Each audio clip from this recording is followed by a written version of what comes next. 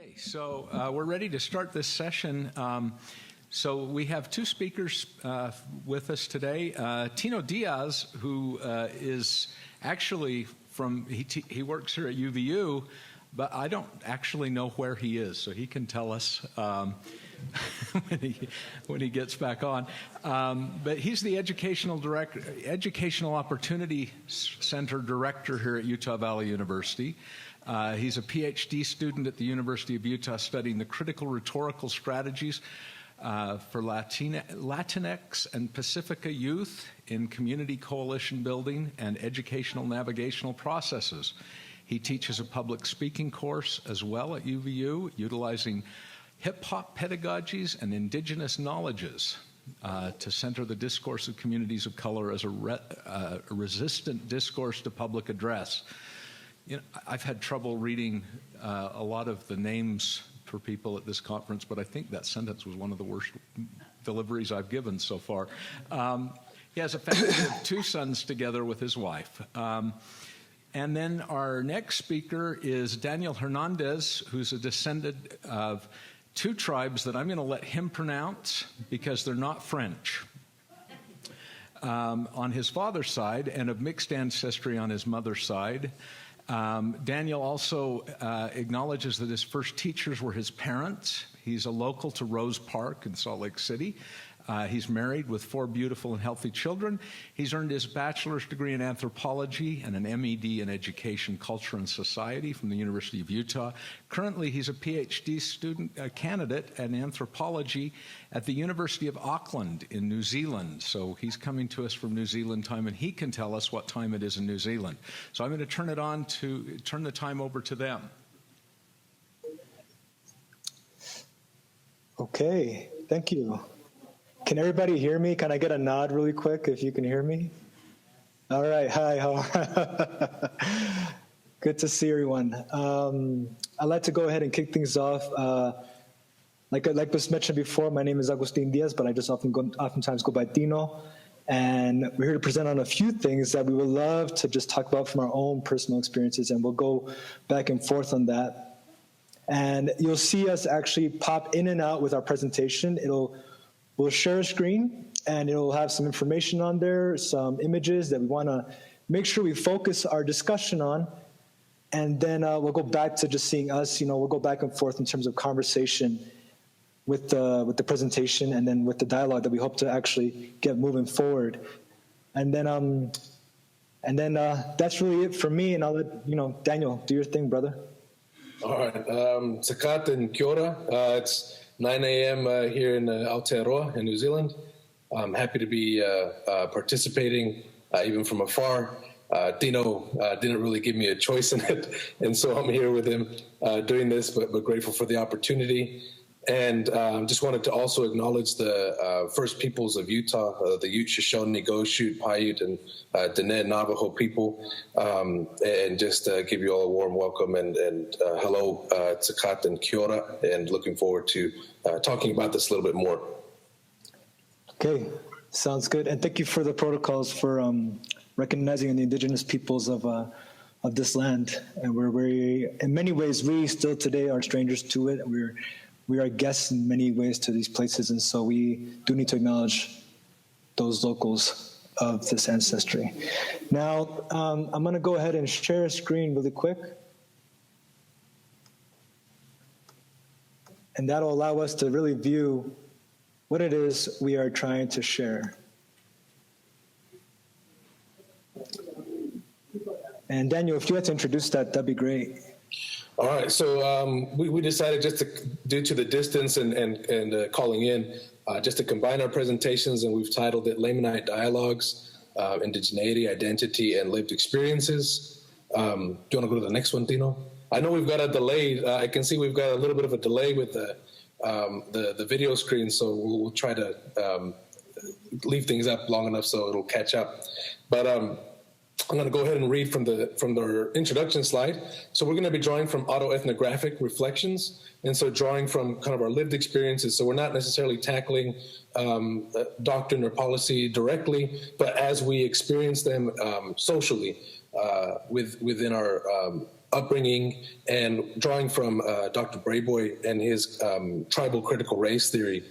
And he talks about, I'll just read the quote. He says, "My mother told me our stories are our theories. For some indigenous scholars and others, theory is not simply an abstract thought or idea that explains overarching structures of societies and communities. Theories, through stories and other media, are roadmaps for our communities and reminders." Oh, the screen went down, sorry. Reminders of our individual responsibilities to the survival of our communities. The notions of theory, however, conflict with what many in the academy consider good theory. At the heart of this conflict are different epistemologies and ontologies. So different ways of knowing and different ways of being. And so what we're doing is we're trying to draw from our ways of knowing as we are raised within various layers and various contexts, and as well as our ways of being as we experienced Mormonism in our upbringing and still today. Yeah, and I really want to just add to that, because in many ways this is us speaking back. And I don't know, whether you agree or not, Daniel, if you want to talk to that as well. But this is speaking back to the notion that we have simply been subject or on the receiving end of whatever has been told to us through spirituality and faith and things like that. And here we are speaking back, sharing our stories, sharing the way we feel. We've experienced these things, in our lives. And I really like what Moana said last time in the intersections and the multiplicities of our lives and how we experience these things. And this really is coming back to the whole scene and discourse of what has been told to us, and say we are agents in all of this. We exist in all of this. We survive and we live throughout all of this. So that's kind of just what I wanted to throw in there as well. Oh, thanks, Tino. Do you want to go to the next slide, Tino? So in speaking back, we have to have some background as to what we're speaking back to. And drawing from President Kimball's talk of royal blood, where he identifies everybody from North, Central, South America, and from Hawaii to New Zealand as Lamanites in this talk. And in addition, we have a picture there of who and where are the Lamanites. Both that President Kimball's talk and this one, this article are available on LDS.org. So this is not something that has been removed. It's still there and present. And what we're drawing from is kind of, as we grow up, what are the connections, divisions, and conflicts that come about with this narrative of how these groups of people are defined as Lamanites. So for me, growing up in Rose Park, just on the west side of Salt Lake, on one hand, there was connections that I was able to make with the people of the Moana, of the ocean, the Tongan and Samoan community primarily, because we were being identified as Lamanites. And so on one hand, it did facilitate connections that I developed early on with that, which has led ultimately now doing research in the Pacific as well. On the other hand, similar to what Dr. Colvin had mentioned on the Lamanite Nephite, there was also these moments of division. I remember one time growing up where we're in our teens, and it was about the age that a lot of people were getting their patriarchal blessings. And depending on the tribe that was identified, whether Manasseh or Ephraim, there was this notion that if you were from Ephraim, you were white and you had ties to the Nephites, and if you were, and this is speaking of the brown people on the west side, and if you're a Manasseh, then you were a Lamanite. And so I remember one time that's where the Hagoth came up, was to distinguish that, oh no, actually we're Nephites and you're Lamanites, with the exception of the Pacific Islanders who were also the tribe of Manasseh. So not saying this is right or wrong, this is just how we experienced it growing up, and some of the things that came up. So these are some of the conflicts and divisions. But on the other hand, Mormonism also offered a continuation of some of our other traditions, such as dreaming or connection to ancestors. Especially within my family, I feel like our knowledge of dreaming and ancestors that precedes the introduction of Mormonism in our families, and even precedes the introduction of Christianity in Turtle Island and Abiela, the Americas, has just continued on, and it continues to live because there is an acceptance of dreaming within Mormonism and ancestors. And so we may have a different relationship to ancestors in that we're more interested in beyond just the names and dates, but their knowledges and how we've inherited that knowledge. But the emphasis and importance on ancestors has been one of those things that has allowed a connection. And then finally, just mentioning lands of inheritance. So this narrative in the Book of Mormon of lands of inheritance, on one hand, allows us to have a connection to place if we're a Lamanite and in diaspora and find ourselves in diaspora in the United States. But on the other hand, it superimposes upon our local relatives, as we acknowledged in the beginning, and their inheritance of land. And so there is kind of a complicated relationship there, but it is an interesting one that we experience. So this is the background that we're, just to put some context as to what we're speaking back to and what we've kind of experienced to some degree. I don't know if you had anything to add, Tino. Yeah, I did want to say a few things about that because, so I was born and raised in Brooklyn, New York. I grew up in the East Coast, and a lot of those things really played with how we understood the Lamanite dialogue to really come to be in place within our spaces and so forth. I grew up in a mostly, for lack of a better term, a Latino or Spanish-speaking branch where people really embraced this idea holistically, and in terms of like they were Lamanita or Lamanite, despite where they came from, despite wherever it is they were in terms of race and so forth, and things like that. But this is what I think is really interesting, and what Daniel talked about as well, is this idea of the racialization behind the Lamanite. This idea that automatically there's a process of othering from outside the community that we belong to. And so even in my own experience as a missionary, and I served in upstate New York, Utica Mission, so not far from home at all, like maybe 2 hours or so. And I was, me and another elder who was from Ecuador, he was indigenous to that part of the area. And he and I were always considered the Lamanite elders, or elders, who were just simply Lamanites, And so even this idea of curse, this idea of othering, still transfigured itself. But how that relates to within our community, I think Daniel explained it really well. It's a little bit more of a complicated process, and there's an essential aspect of embrace as well as conflict and some complexity in there that we need to talk about, quite frankly. And it's not bad to talk about it. And so that really, I think, plays into what the next slide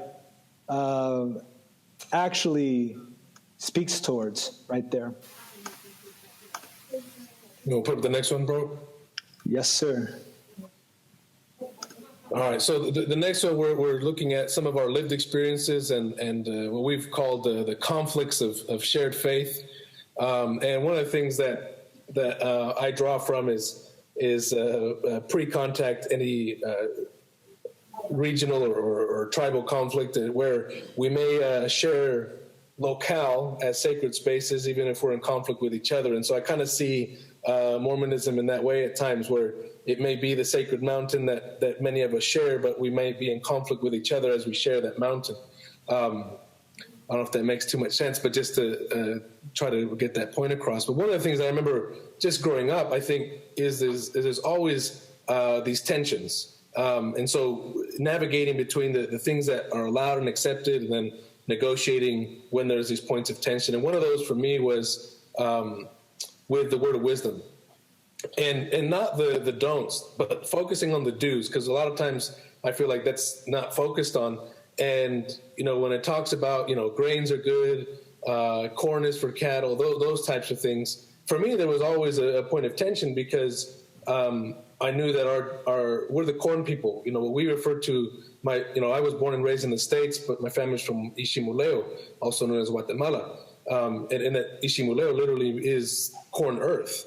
And we're the corn people. And so for me, corn was always one of those things that I found tensions with in regards to USDA, food pyramids, what I was taught at school. And then in addition, how this ends up playing out within church, and as that influences the interpretation of the word of wisdom.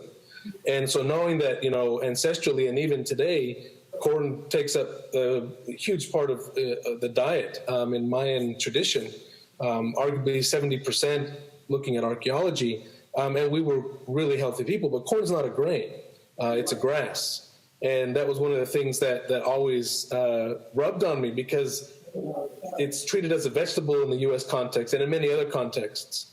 And so I think that was one of the things that I always had an issue with. And then I remember a conference, a general conference, when they had a special where people were going down to Guatemala and helping people out and whatnot. And it really irked me as well, because they were talking about helping the people supposedly overcome their corn dependency and find a more diverse group of vegetables. Again, having no knowledge of anything around corn, and that there's a right way of processing corn for us.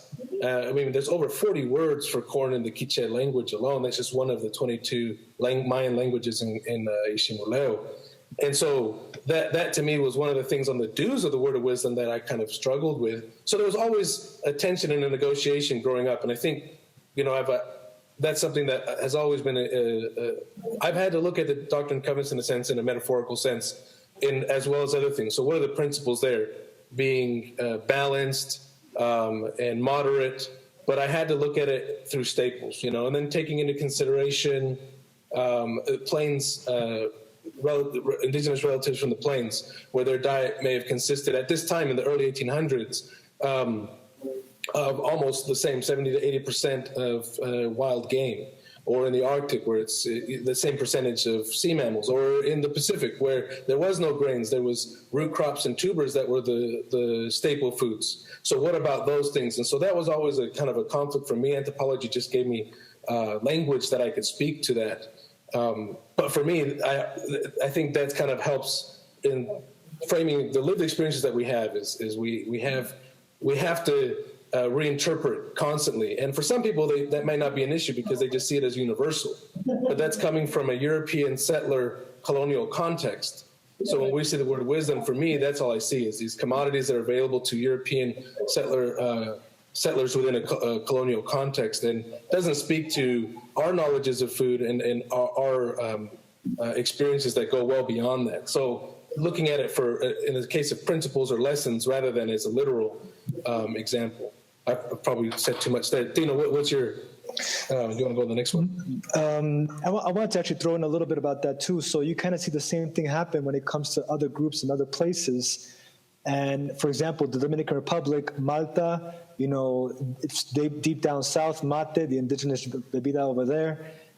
This push of the colonial mentality to push out these other ways of eating, ways of being, and to adopt this very structured, regimentized diet, even though that really is quite open, like you said.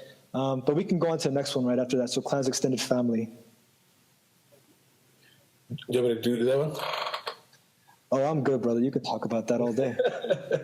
So I'll just briefly, that was another one, right? So the on one hand, I find that, we align in the importance of family and being family-oriented people, but how that's defined would create tensions where clans or extended family is not the definition being used when it's interpreted within Mormonism. It's oftentimes nuclear family or war family. And what I've observed even within my own family, for those who are active Mormons, sometimes I feel like they have more allegiance or loyalty or participation within their local ward family than they do to our extended family. So when I agree that the family is eroding, I agree with that statement that the church puts out, but my definition of family is different. So that's the family I'm talking about, is our clans, our tribes, our extended family networks are eroding, and a part of that has to do with the dominant interpretation within the church. Now, I don't have a problem with the idea of ward families. I think especially if we take into consideration maybe people who have been away from that tradition for 7-8 generations or longer, the ward family facilitates, I think, a beautiful potential of a communal, interdependent community. But for those who already have it, it's actually destroying ours. And so that is a tension that I wanted to kind of bring up and draw upon. Tino, do you want to add on the next one? Yeah, sure. So the idea of spiritualities and place-based experiences and evangelism when it comes to actual buildings. That to me has always been an interesting idea with regards to where it is we worship and how we worship, and where do we enact these worshipings? Where do we actually follow through with these sacred places? And it's been funny. For me, it's been an interesting process because back in New York, we oftentimes saw the church building as a way to organize and a way to minister among ourselves. And so that was an interesting play. At the same time, when you go to other places where the faith can be more dominant, how does place and how do sacred sites oftentimes become intermingled in that sense? But that's from my own take. And what I see as how we can form sacred sites within our own homes, within other places with family and those extended families, that to me has been an interesting idea where, we can go to this church to gather and worship and feel, quote unquote, the Spirit. But then a lot of that can also happen within, family, extended family places and other areas that have, kind of a sacredness behind them, for me personally. And Daniel, I don't know if you want to add more to that.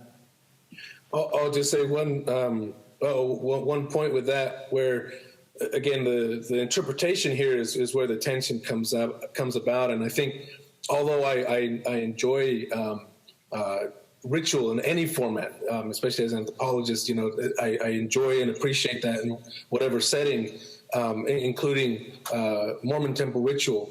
But one of the things that growing up within Mormonism was difficult for me was trying to, I had to do it kind of privately, is recognizing our belief in sacred places as to natural places that existed. And I saw and still do see the temple as a place that has been sanctified, but by people. And even drawing from, Christian theology, looking at the Bible and the notion that, the body is a temple of God, even drawing from that, the way, I have interpreted that is, well, if we are what the gods have created, and if the earth and the sky and the oceans are what the gods have created, then how much more sacred is that than that which we build? And so although I recognize the importance of setting apart places that are built, how does that conflict? And especially considering, current issues going on in Utah right now with Bears Ears, there's a different interpretation would result in a very different relationship to place. And so thinking about that, I think, was one of the things that has been and continues to be one of those kind of tensions that we negotiate, whether that's being recognized within dominant Mormon discourse or not. And if you even look at, Daniel, like what's happening in Draper when it comes to homeless shelters, this idea of place and where our faith is, really strong and solidified, but still, place has become an issue. Like what exactly have we allowed into our space and place, And so, and we can jump onto the next one, Lamanite, versus indigenous issues. And this one really got out to me. And we have talked about this a little bit before in terms of recognizing the peoples that have been here and the complexities and tensions that oftentimes come across because of that settler colonialism, which is oftentimes pushed upon the various people, living here, but also part of the faith. I've always tried to problematize this idea of like, who is Lamanite and what does that oftentimes mean? In my ward, when I go to a Spanish-speaking ward, in my ward,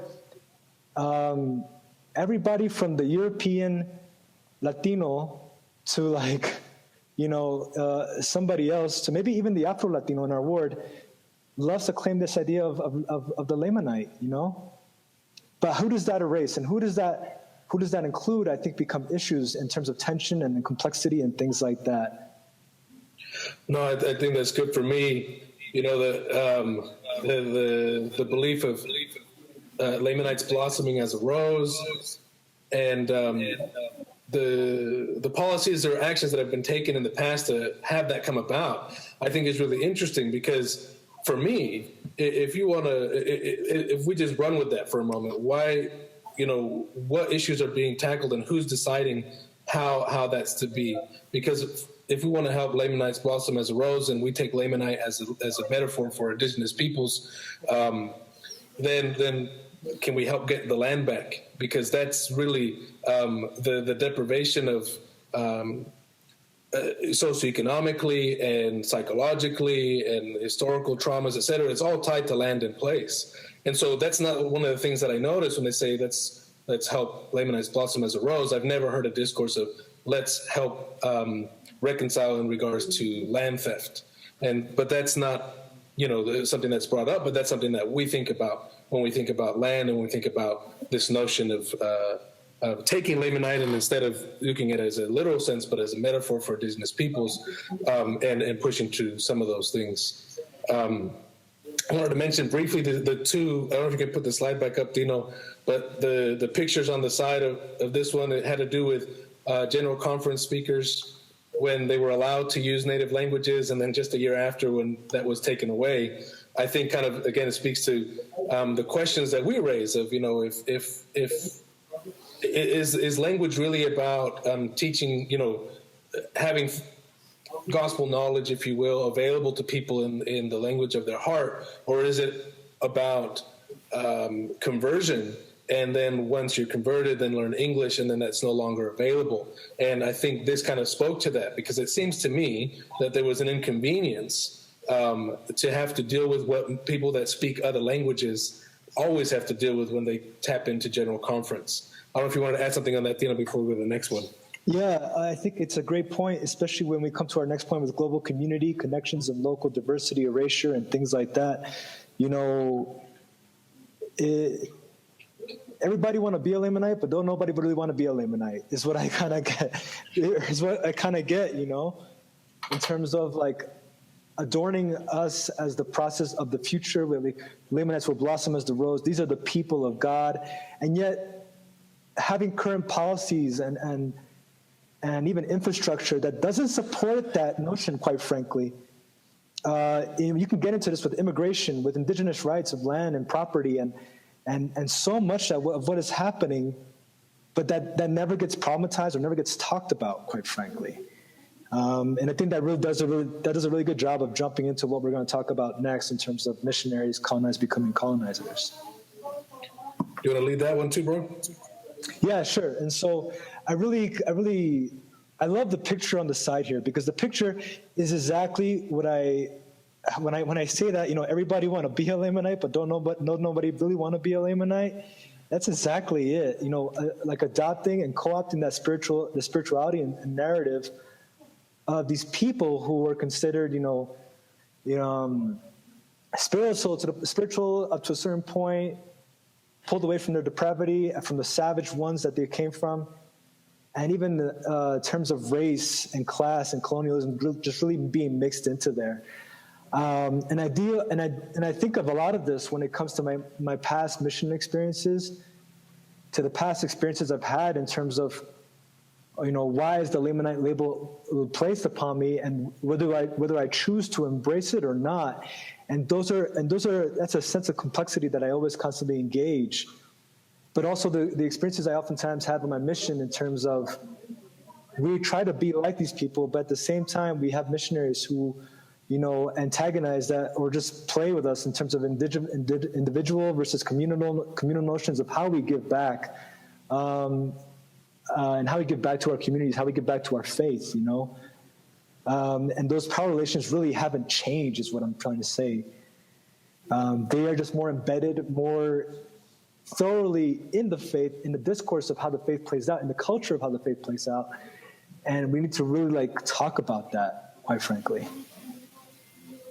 I'll just mention one thing briefly, because I think it's something that I would like to see more kind of discourse around, but it's not often talked about, is experiences of missionaries, indigenous missionaries, and missionaries of color, low-income missionaries, et cetera, within the mission. Because for me, prior to the mission, during my mission, I served in the Philippines, and then even after, there seems to continue to be this a consistent perception for me and those who kind of I generally associate with, in regards to the way we identify certain types of missionaries, and who are the ones that know how to share and who are the ones that don't. Expectations of, if you end up with a white missionary from Utah, you gotta watch out, man. They're gonna write their name on all their food. They're not gonna share anything. They'll eat from the package that you receive, but they won't share out their stuff. And I think generally that was true. There's some exceptions for me, but generally that's been true before my mission, during my mission, and after. And those are the things that aren't always talked about. And also, the power relations that coming out of the U.S. So even though I may come from a marginalized position within the U.S., as I serve, having U.S. dollars sent to me played out quite differently. And who, and how we would take on responsibility of sharing that, and who wouldn't, and those tensions that exist within missions, and they still exist. I see it still happening now, and that has to do with all these layers. And then how does that translate when one is an official representative of the church as a missionary, and what kind of things that are emphasized? And drawing from Moana's talk earlier. And the experience that she gave of the sister missionary and the success that she had, that was one of the things that I always saw as well. I remember complaints of that certain stereotypical missionary that was like, oh man, these guys aren't even obedient, but they have so many people to teach. Well, it's because they know people. And that was one of the things that I just wanted to bring up. There's a lot more to it, but just to have that in mind. I know we got to look on time, Tino. I don't know if you want to go to the next one. Yes, I do. I also wanted to just throw in one more thing really quickly. I'm sorry. But also the aesthetic, and we talked about this before, Daniel, in terms of aesthetics of the mission and the people themselves. One thing that really bothered me when I was on my mission, this is my home. I'm from New York. And for some reason or another, and this has been experienced by various missionaries who are from their own countries when they have missionaries visiting, and there really is a colonizer type of mentality that comes into play there. But the people there are almost, even though they are beautified, they are idolized and tokenized as, this is a beautiful people, I love serving. The people of my mission were always, they were always dirty, they were always poor, they were always quite never good enough as compared to people of Utah, quite frankly. And so even the aesthetic there of beauty and people, and the deficit that oftentimes gets taken or used against the communities there is a real thing, quite frankly. Just like you said, Daniel, it's real, it happens, and it continues to happen to this day. And there's the next slide. All right, so I know you guys can't see it yet because of the delay, but just to kind of get ready to wrap up, one of the things that Tino and I and a few others friends have talked about for, a few years now, and we haven't really done anything concrete with it. We have maybe some drafts floating around as we kind of figure it out, but this notion of what we call the Lamanite Manifesto, and in a sense it's playing with the possibilities, if you will, of is an indigenous Mormon theology possible? And I guess time will tell once we, because we got our other work that we're doing, but once we are able to kind of get that out, then we'll see. If it's successful, then maybe it is, and if it's not, then maybe it's not possible. But that's one of the things that we've been talking about. So we're just going to bring up a couple of ideas quickly that have to do with that. One, in the tensions, we also see potentials. And so when we talk about language and culture, the church has a vast amount of incredible resources of indigenous languages that oftentimes otherwise don't have any resources available for those. The problem is, how do we gain access to that?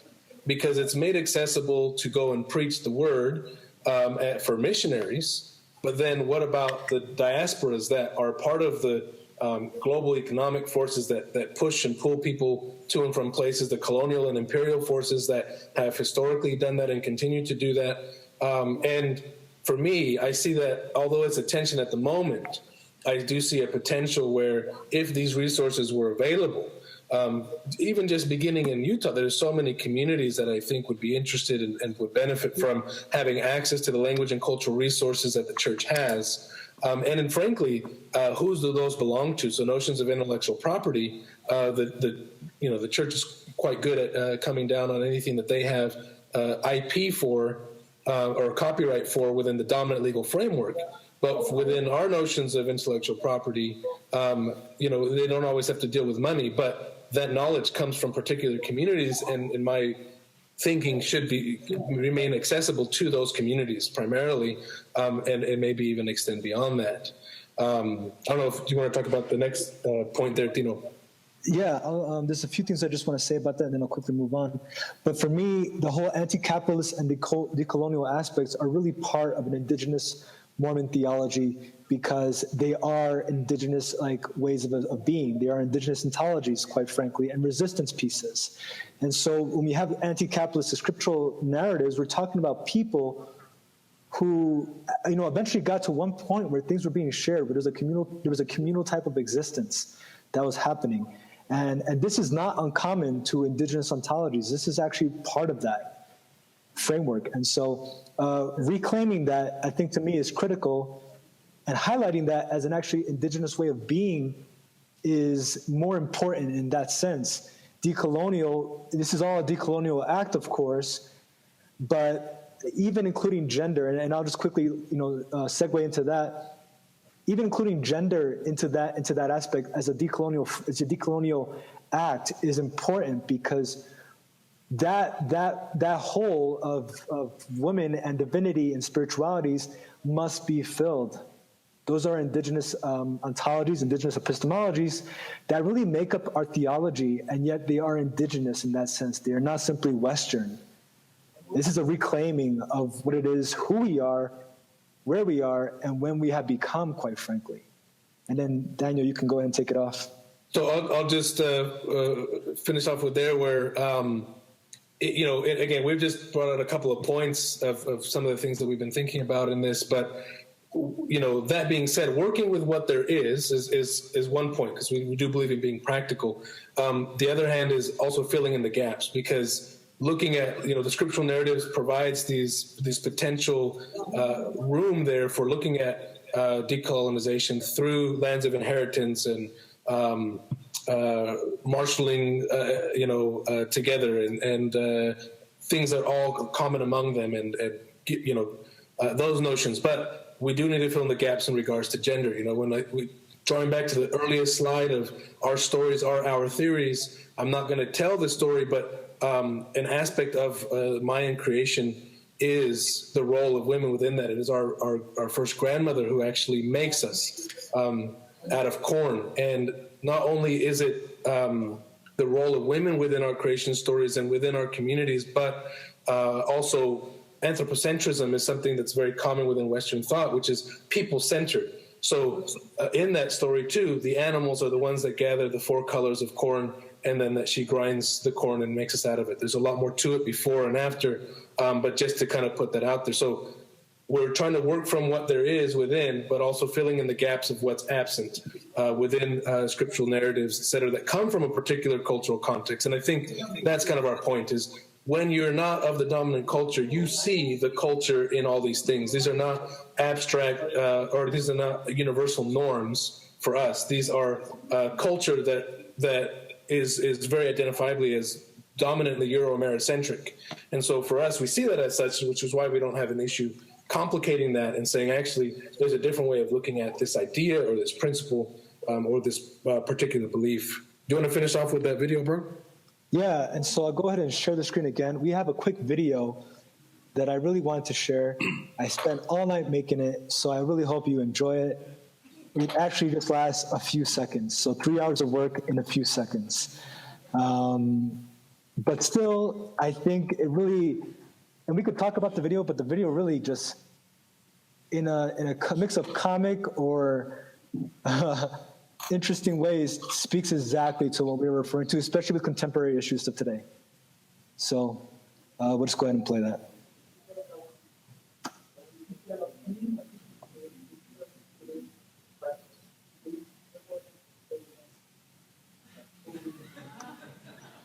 Oh, no, I'm sorry. Hold on. Sorry. Go ahead. All right. My bad. Can you see it or no? Yes. Okay, perfect.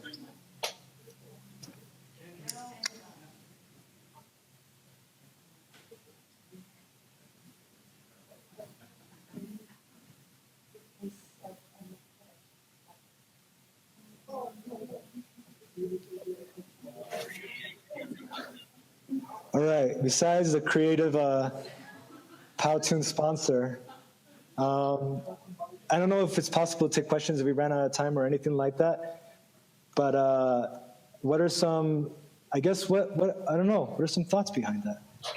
So, do you want to put that last slide, bro, real quick? Okay.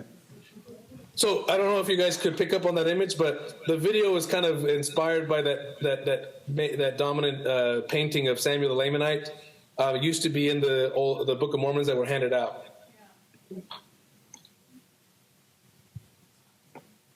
There we go. Where should I go? Should I just stay here?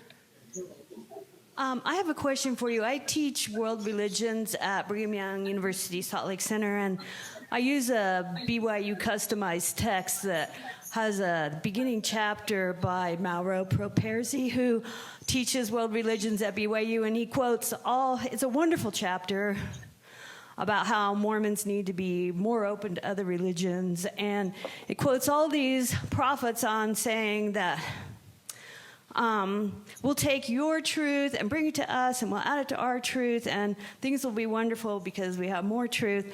And I'm just wondering if you think, it seems like there's a lot more interfaith dialogue going on in the church, but maybe not more intercultural dialogue.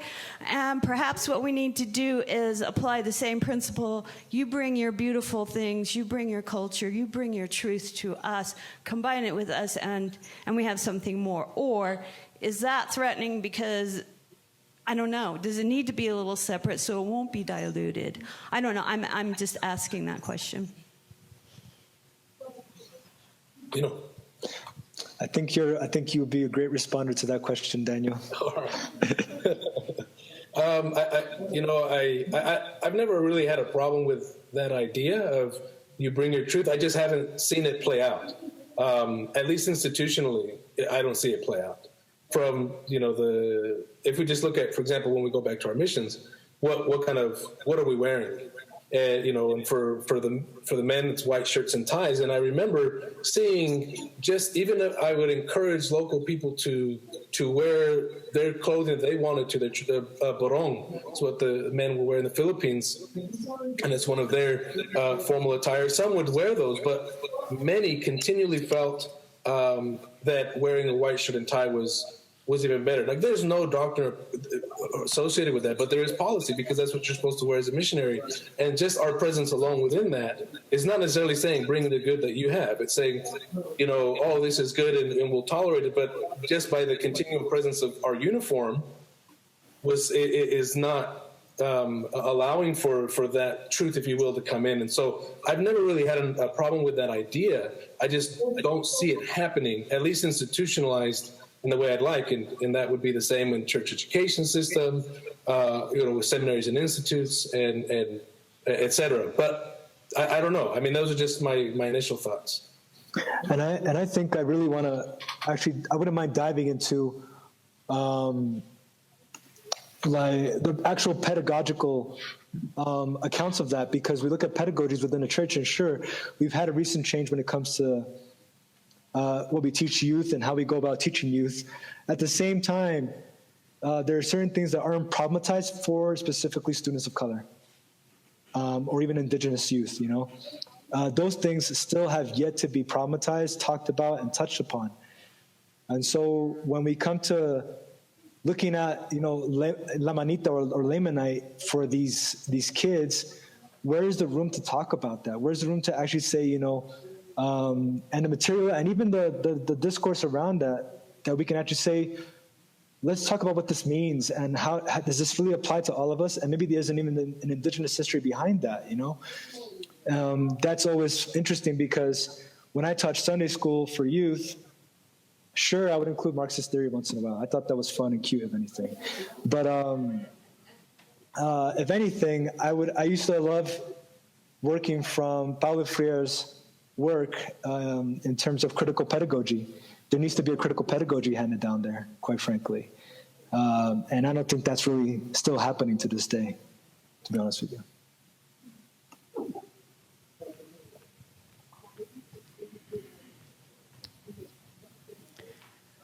Love the video. I really appreciate I really appreciate how it brings up again things that cross cultures in what we're dealing with. We are dealing with the same things that we've been dealing with our entire human history, and that is this desire to somehow see how we're better than someone else or we're more right than someone else, even if we have to erect a tower to prove it. And to set ourselves apart.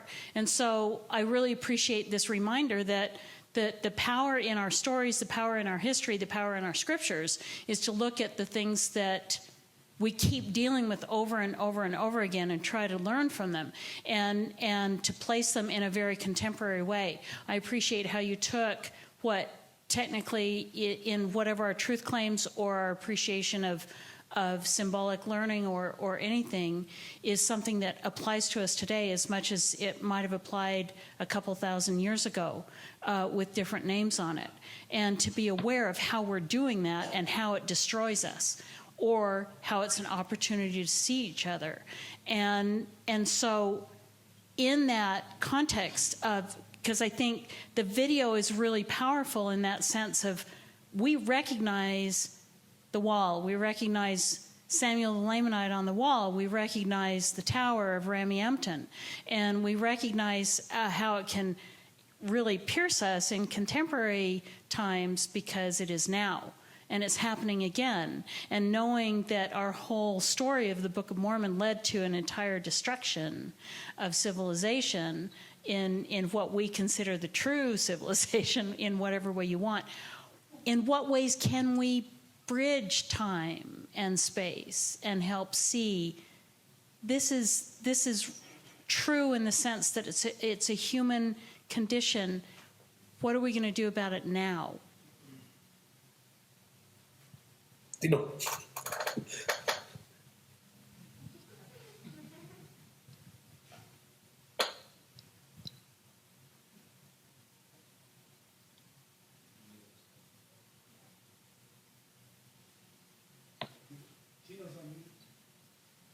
Tino, you're on mute. Oh, my bad. Sorry. So I thank you for your remark, by the way. It really brought me back to when a group of us here in Utah County created a group called Together Without Borders. We were all LDS at some point, or whether we were active or not, we all identified as Mormon in some way or another. And we wanted to engage the Mormon culture, Mormon discourse around immigration and so forth, and undocumented people, right? I remember my first time going up to my Spanish ward. It was here in Utah. I was recently married.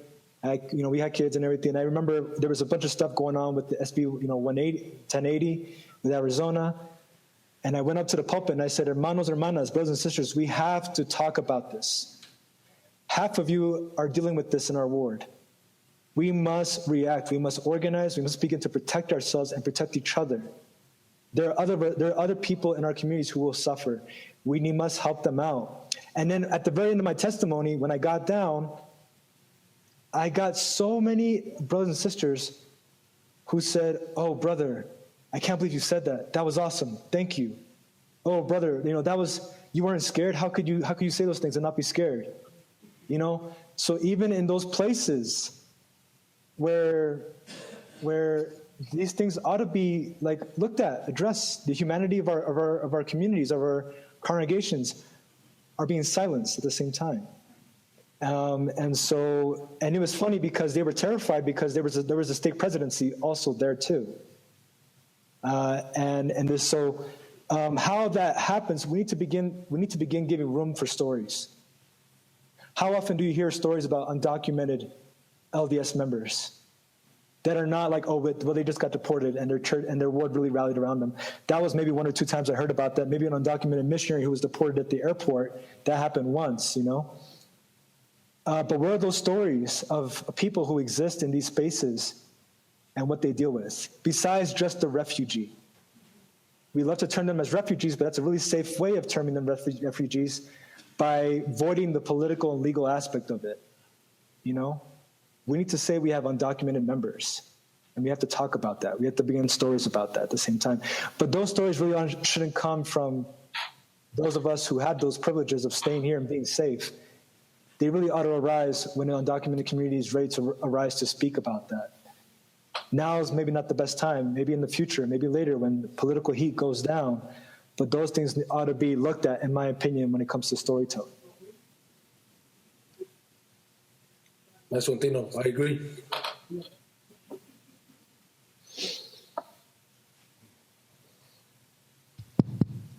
Any other questions? If there aren't, please join me in thanking our presenters at a distance.